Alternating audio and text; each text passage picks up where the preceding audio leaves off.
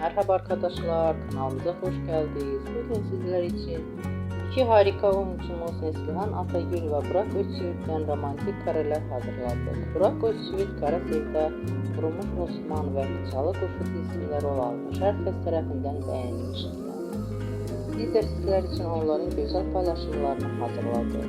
Bu videoların devamlı gelmesini istiyorsanız kanalımıza abone olup yorum yazmayı unutmayın.